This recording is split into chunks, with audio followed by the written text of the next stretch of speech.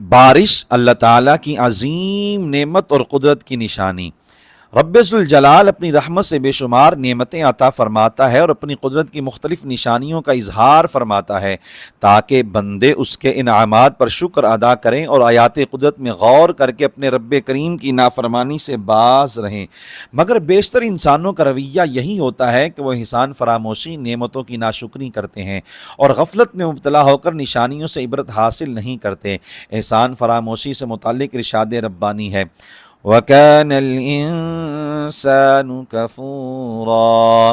اور انسان بہت ناشکرا ہے، یعنی اللہ تعالیٰ کی نعمتیں حاصل کر کے اسے راضی کرنے کے بجائے اس کو ناراض کرنے والے کام کرتا ہے۔ انسانوں کی غفلت اور نشانیوں سے عبرت حاصل نہ کرنے کے بارے میں مالک کریم کا ارشاد ہے وَكَأَيِّن مِّنْ آيَةٍ فِي السَّمَاوَاتِ وَالْأَرْضِ يَمُرُّونَ عَلَيْهَا وَهُمْ عَنْهَا مُعْرِضُونَ،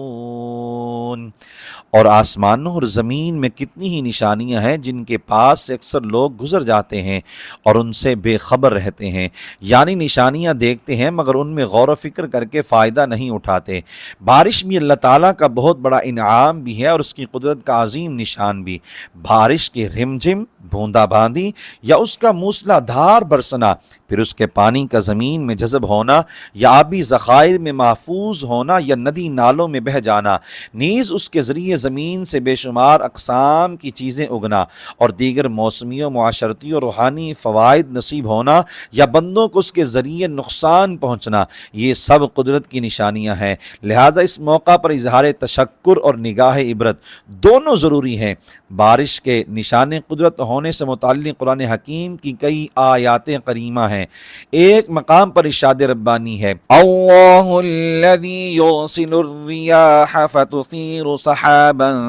فیبسطه فی السماء کیف یشاء